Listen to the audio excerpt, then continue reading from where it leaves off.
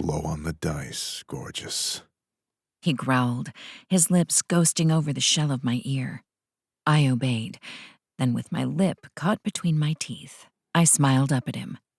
For good luck. He raised another shot of tequila, and I did the same. So did Bob and Phyllis, a couple in their 70s. They had remarkably excellent party stamina for septuagenarians. "Roll the dice, hockey boy," Phyllis hollered. We were up. That was all I knew. I had little knowledge when it came to gambling. It wasn't really my thing. In fact, I'd never done it before tonight. The closest I'd come in the past was sleeping in before a big test and skipping my usual last-minute cram session. If I had to guess, I would have picked blackjack as my game of choice. It seemed to be the most academic way to lose one's money at a casino. But here I was, at the craps table, throwing down come bets and field bets and yelling about something called the pass line. Cole was in his element, being goofy and dramatic and rolling successfully time and again. We'd attracted a small crowd, in addition to our new friends Bob and Phyllis. My brain was hazy from the tequila, the pure oxygen, and the wild stimulation of a Vegas casino floor. Not to mention the sensation of Cole Hebert's very large, very strong hand wrapped tightly around my hip. As the night had progressed, he touched me more and more, and I was just drunk enough to let him. "We got married here in Vegas," Phyllis said, swaying to the music. "We were young, silly, and in love, just like you two." I froze, my heart lodging in my throat. Cole and I were not in love.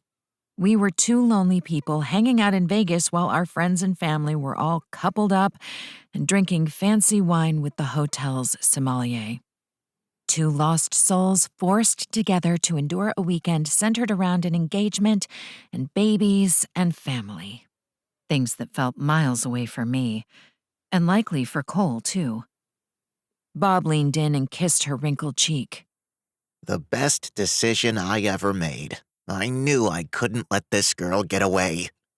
My brain was flooded with affection for these two. They were adorable. The sweet elderly couple from Virginia had come to Vegas, where it had all begun, to celebrate their 50th wedding anniversary. They defied the odds and had made it work for decades. Theirs was the kind of story I was inclined not to believe, though I deeply enjoyed it anyway.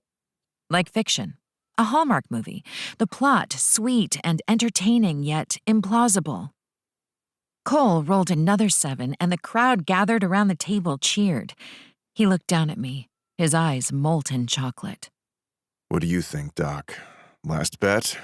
How about a Hardaway?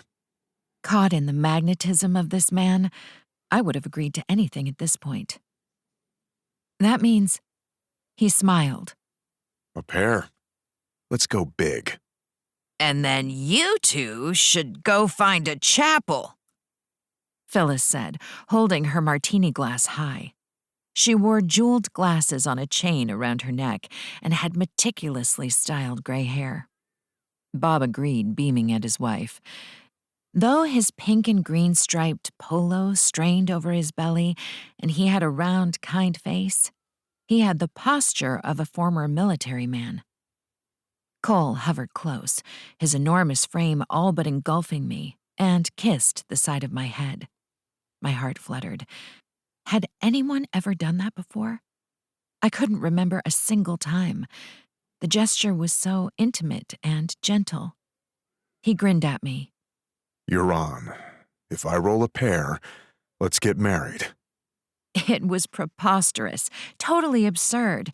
But while I was caught in his gaze like this, and with the way he looked like he wanted to devour me, while the people around us chanted, it seemed like a very sensible thing to do. It was the dress.